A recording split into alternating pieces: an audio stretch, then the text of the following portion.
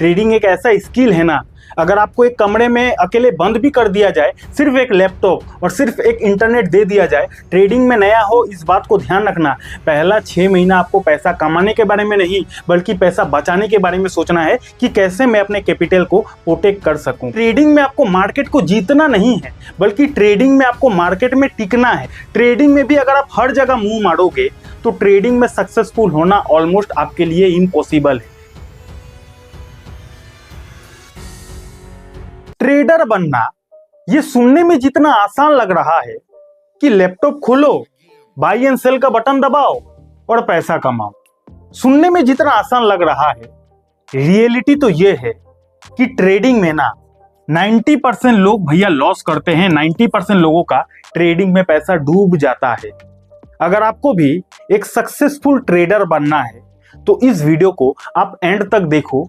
इस वीडियो में मैं आपको रियल रोड मैप दूंगा। अगर आपको भी एक ट्रेडर बनना है तो कैसे ट्रेडर बने, ट्रेडर बनने के लिए कौन से स्टेप्स को आपको पार करना पड़ेगा, फुल रोड मैप के साथ ए से लेके जेड तक सिखाऊंगा कि एक ट्रेडर बनने के लिए आखिर क्या क्या करना पड़ता है, कौन से स्टेप्स को फॉलो करके एक ट्रेडर बना जाता है। फुल रोड मैप आपको इस एक ही वीडियो में मिलने वाला है। तो चलिए करते हैं वीडियो की शुरुआत। सबसे पहले आपके अंदर बेसिक क्लियरिटी होना पड़ेगा कि आखिर ये ट्रेडर होता क्या है, ट्रेडर का मतलब क्या होता है, इसका बेसिक क्लियरिटी आपके अंदर होना पड़ेगा। तो ट्रेडर का मतलब ये होता है, ट्रेडर वो होता है जो शॉर्ट टर्म में होने वाला प्राइस के मूवमेंट से पैसा बनाता है। यानी कि ये जो ट्रेडर होता है, ट्रेडर का मतलब ये होता है कि शॉर्ट टर्म में होने वाला जो प्राइस का मूवमेंट है, उस मूवमेंट का फायदा उठाकर अगर पैसा कमाया जाए, उसी को ट्रेडर कहा जाता है। अब ये जो शॉर्ट टर्म में होने वाला प्राइस का मूवमेंट है वो किसी भी एसेट क्लास में हो सकता है। चाहे आप किसी कंपनी का स्टॉक का प्राइस का मूवमेंट ले लो, चाहे आप गोल्ड या फिर सिल्वर का प्राइस का मूवमेंट ले लो, चाहे आप कोई क्रिप्टो का प्राइस का मूवमेंट ले लो, चाहे आप कोई करेंसी का प्राइस का मूवमेंट ले लो। किसी भी एसेट क्लास में कम समय में होने वाला जो प्राइस का मूवमेंट होता है, उसी का फायदा उठाकर अगर पैसा बनाया जाए, उसी को बोला जाता है ट्रेडर। इतना बात समझ गए ना। जैसे कि फॉर एग्जांपल यहाँ पे मैंने किसी भी चीज का एक चार्ट लगा दिया है। अब ये किस चीज का चार्ट है वो जानना आपके लिए जरूरी नहीं है। ट्रेडर का मेन काम होता है कि भैया ये जो शॉर्ट टर्म में प्राइस ऊपर जा रहा है, नीचे आ रहा है, ऊपर जा रहा है, नीचे आ रहा है। अब मान के चलते हैं यहाँ पे बाई किया जाए, यहाँ पे ऊपर गया सेल किया जाए, तो यहाँ पे बाई करके यहाँ पे बेच दिया जाए, तो ये जो शॉर्ट टर्म में प्राइस का मूवमेंट हुआ, शॉर्ट टर्म में इस चीज का भाव बढ़ गया, तो भाव बढ़ गया, यहाँ पे बेच दिया गया, प्रॉफिट कमाया गया, इसी को ट्रेडर कहा जाता है। इतना बात समझ गए ना। उसके बाद यहाँ पे आप देख सकते हो, इन्वेस्टर लॉन्ग टर्म के लिए इन्वेस्ट करता है, लेकिन ट्रेडर का फोकस टाइमिंग पर होता है। यानी कि एक होता है इन्वेस्टर हमेशा लॉन्ग टर्म के लिए इन्वेस्टिंग करता है। यानी कि फॉर एग्जांपल ये गोल्ड का चार्ट है, एग्जांपल दे रहा हूं। अब अगर ये गोल्ड का चार्ट है तो एक इन्वेस्टर क्या करेगा, इस गोल्ड में पैसा इन्वेस्ट करके 10 साल के लिए भूल जाएगा, 15 साल के लिए भूल जाएगा। इन्वेस्टर हमेशा लॉन्ग टर्म के लिए इन्वेस्ट करता है। लेकिन इसी चार्ट में अगर कोई ट्रेडर आ जाएगा ना, तो ट्रेडर क्या देखेगा, ट्रेडर हमेशा कम समय में होने वाला ये जो प्राइस का मूवमेंट हो रहा है उसको देखेगा।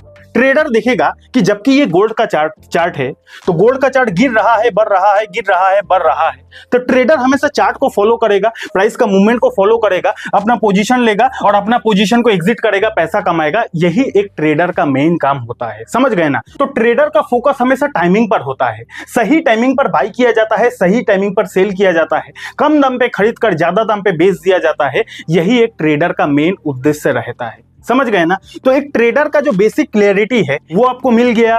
तो ट्रेडर बनने के लिए सबसे पहला स्टेप नंबर 1 ये है कि अंडरस्टैंड द मार्केट। यानी कि आपको मार्केट को समझना पड़ेगा।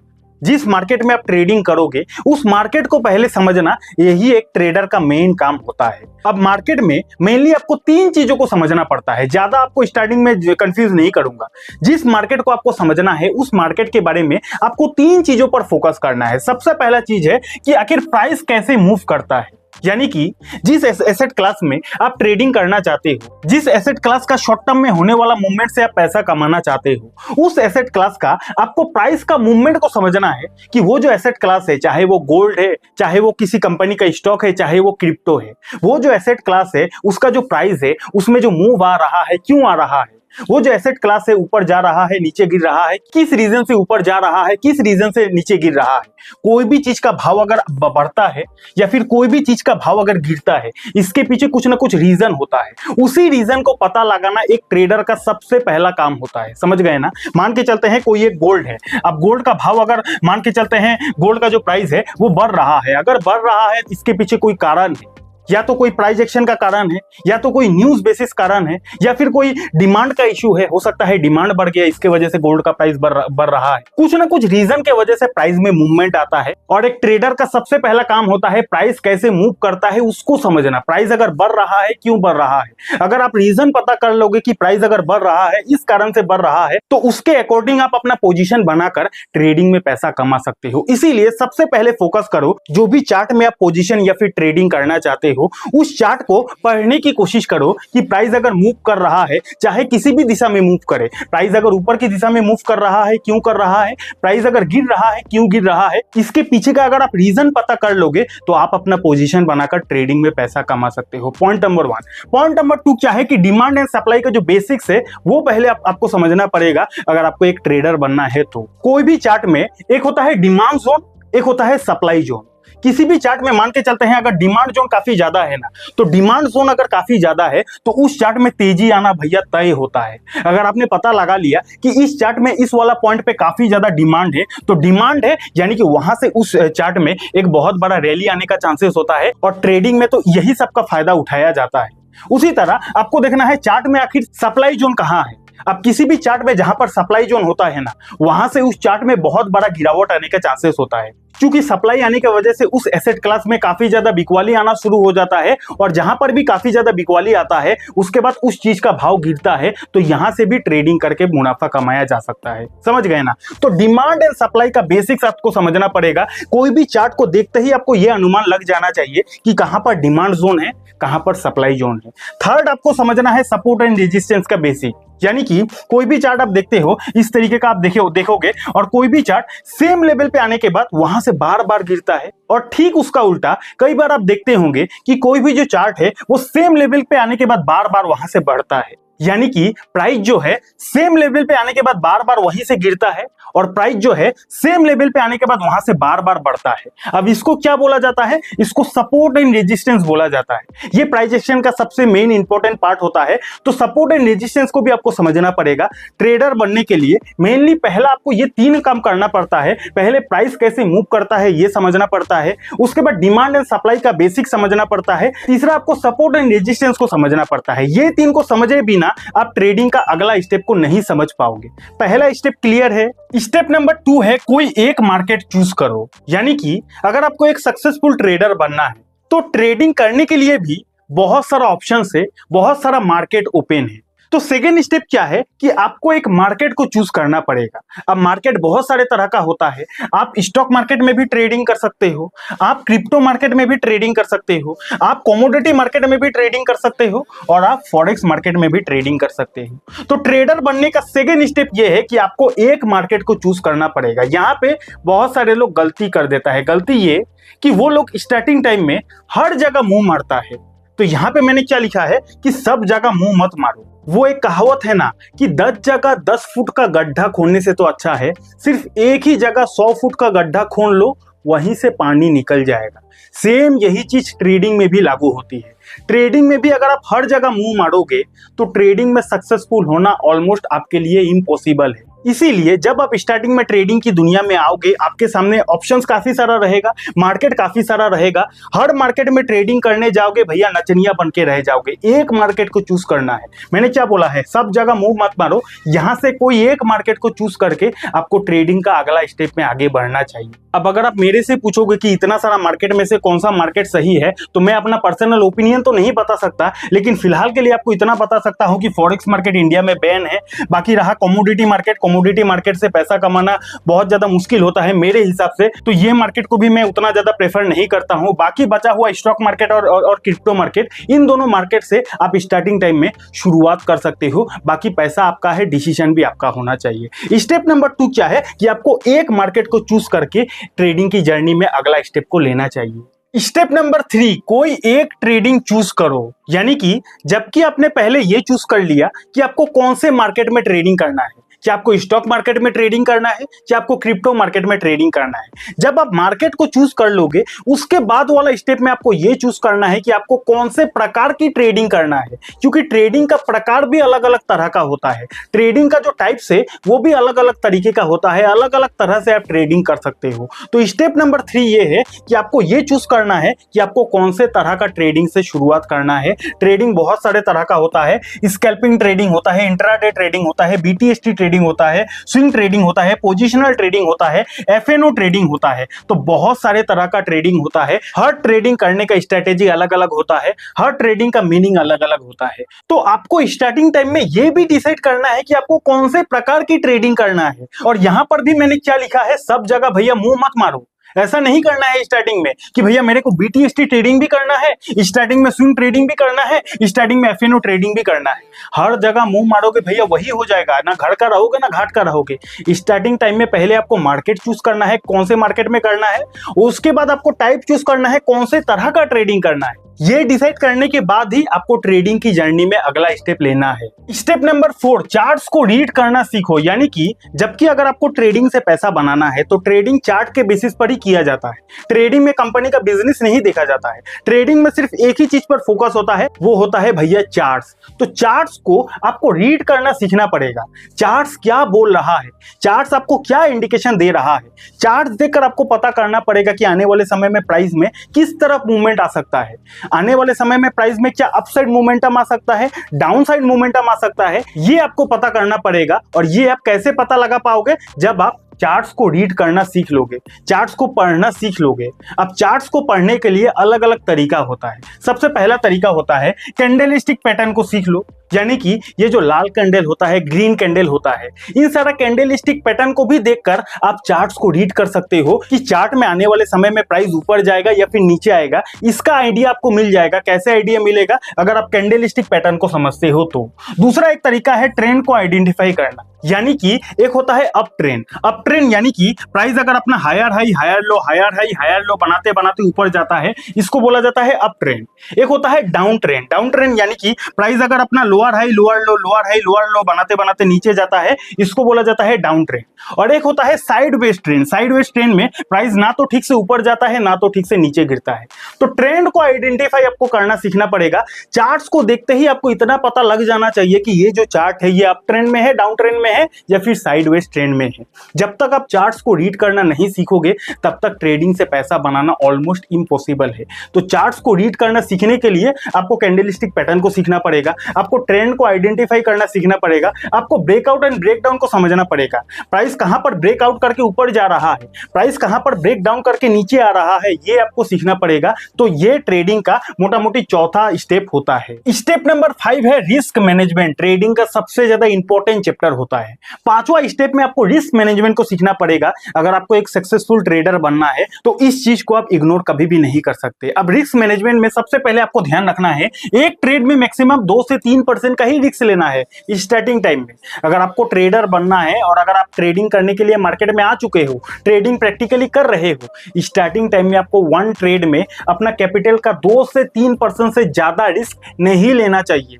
मान के चलते हैं अगर आप 10,000 से ट्रेडिंग कर रहे हो तो मैक्सिमम आपको 200 से 300 का ही रिस्क लेना है। मान के चलते हैं अगर आप 1 लाख से ट्रेडिंग कर रहे हो तो मैक्सिमम आपको 2 से 3,000 का ही रिस्क लेना है। 3,000 से ज्यादा पैसा नहीं गंवाना है। ये माइंडसेट में आपको रख के ही ट्रेडिंग में आना चाहिए। सबसे पहला पॉइंट रिस्क मैनेजमेंट का क्या है स्टार्टिंग टाइम में, कि भैया मैक्सिमम आपको 2 से 3% का ही कैपिटल का रिस्क लेना चाहिए। Point number 1। पॉइंट नंबर 2 क्या है कि stop loss compulsory. Stop loss का तो भैया यूज करना ही है, नहीं तो बहुत बड़ा नुकसान हो सकता है। तीसरा पॉइंट क्या है, बैक टेस्ट मस्ट। यानी कि जिस पोजीशन पर जिस स्ट्रेटेजी में आप ट्रेडिंग कर रहे हो, मान के चलते हैं प्राइस गिरा और यहां पे आपको लग रहा है यहां से प्राइस बढ़ने वाला है, इस पॉइंट पे आपने एंट्री बना लिया। अब एंट्री बनाने से पहले भैया आपको बैक टेस्ट करना है, यानी कि उस चार्ट के पीछे आ जाना है, बैक टेस्ट करके देखना है कि इस वाला पॉइंट में पहले भी अगर प्राइस आया था तो पहले भी अगर प्राइस आया था तो उसके बाद प्राइस में कैसा मूवमेंट आया था। तो बैक टेस्ट किए बिना आपको ट्रेडिंग नहीं करना चाहिए। बैक टेस्ट जरूर कर ले। और मार्केट का सेंटीमेंट को आपको ऑब्जर्व करना चाहिए कि मार्केट में अभी सेंटीमेंट कैसा चल रहा है। क्या मार्केट में अभी बुल्स का संख्या ज्यादा है, क्या मार्केट में अभी बियर्स की संख्या ज्यादा है। अगर इनकेस बुल्स की संख्या ज्यादा है तो आपको हमेशा ट्रेडिंग में अपसाइड वाला ट्रेड लेना चाहिए। अगर मार्केट में बियर्स की संख्या ज्यादा है तो आपको हमेशा सेल की साइड में ट्रेड लेना चाहिए। क्या समझा आपने? अगर मार्केट का जो सेंटीमेंट है काफी ज्यादा अच्छा है, ग्रीन में है, तो आपको हमेशा अपसाइड वाला ट्रेड लेना चाहिए। और अगर मार्केट का सेंटीमेंट डरा हुआ है, बियर्स की संख्या ज्यादा है, तो हमेशा नीचे की तरफ आपको ट्रेड लेना चाहिए, यानी कि डाउन साइड वाला ट्रेड लेना चाहिए। इन सब चीज को आपको ट्रेडिंग में हमेशा ध्यान में रखना चाहिए। दोस्तों, आगे बढ़ने से पहले बताना चाहूंगा कि ट्रेडिंग करने के लिए आपके पास एक अच्छा एप्लीकेशन होना जरूरी है। तो जिस एप्लीकेशन को मैं खुद यूज करता हूं, मैंने उसी एप्लीकेशन का लिंक नीचे डिस्क्रिप्शन पर दे दिया है। वहां से भी आप ट्रेडिंग के लिए अपना अकाउंट खुलवा सकते हो। अब कुछ गोल्डन पॉइंट्स है जो आपको ट्रेडिंग के जर्नी में बहुत ज्यादा मदद करने वाला है। सबसे पहला पॉइंट क्या है कि पहला 6 मंथ प्रॉफिट के बारे में नहीं सोचना है, बल्कि कैपिटल को बचाना है। यानी कि जबकि आप ट्रेडिंग में अपना पहला कदम रख चुके हो, ट्रेडिंग में बिल्कुल नया हो, तो पहला जो 6 महीना है, पहला 6 महीना आपको प्रॉफिट के बारे में तो भैया सोचना ही नहीं है। माइंडसेट में पहले ही क्लियर कर लो कि मैं ट्रेडिंग में आया हूं, पहला 6 महीना ट्रेडिंग से मेरे को पैसा कमाना नहीं है, बल्कि पहला जो 6 महीना है मुझे अपने कैपिटल को बचाना है। यानी कि जो पैसा लेकर आप ट्रेडिंग के जर्नी में उतरे हो, उस पैसे को पहला 6 महीना प्रोटेक्ट करना, उस पैसे को ना डुबा देना, ये पहला आपका काम होना चाहिए। समझ गए ना? ट्रेडिंग में नया हो, इस बात को ध्यान रखना, पहला 6 महीना आपको पैसा कमाने के बारे में नहीं, बल्कि पैसा बचाने के बारे में सोचना है कि कैसे मैं अपने कैपिटल को प्रोटेक्ट कर सकूं। Point number 1। पॉइंट नंबर 2 क्या है कि पहला 1 से 2 साल सिर्फ लर्निंग लेना है। पहला 1 से 2 साल आपको बस सीखना है, ट्रेडिंग का अलग अलग चीजों को सीखना है। ये ट्रेडिंग जो है बहुत बड़ा दुनिया है। ट्रेडिंग वर्ड छोटा लगता है, लेकिन बहुत बड़ा दुनिया है, इसको आप हल्के में मत लेना। तो इसीलिए पहला 1 से 2 साल आपको सिर्फ लर्निंग लेना है, जिसके अंदर इतना पेशेंस नहीं है। जो लोगों को ये लग रहा है कि भैया 1 से 2 साल पहले सीखना पड़ेगा, जिसके अंदर इतना भी पेशेंस नहीं है, तो आज के आज ही आपको ट्रेडिंग की जर्नी से दूर हो जाना है। ट्रेडिंग एक ऐसा स्किल है ना, अगर आपको एक कमरे में अकेले बंद भी कर दिया जाए, सिर्फ एक लैपटॉप और सिर्फ एक इंटरनेट दे दिया जाए, आप वहीं से पैसा कमा सकते हो। ये एक ऐसा स्किल है। तो जबकि ये एक इतना अच्छा स्किल है, तो इतना अच्छा स्किल आप बिना मेहनत के थोड़ी ना सीख सकते हो। तो इसीलिए आपको पहला 1 से 2 साल खाली लर्निंग लेना है, खाली चीजों के बारे में सीखना है, समझना है। अगला पॉइंट क्या है कि नो ट्रेडिंग विदाउट अपॉर्चुनिटी। यानी कि जब तक आपको ट्रेडिंग का अपॉर्चुनिटी नहीं मिल रहा है, जब तक आपका जो सेटअप है, सेटअप नहीं बैठ रहा है, तब तक आपको ट्रेड नहीं लेना है। जोर जबरदस्ती से ट्रेडिंग नहीं करना है। ट्रेडिंग जोर जबरदस्ती का खेला नहीं है।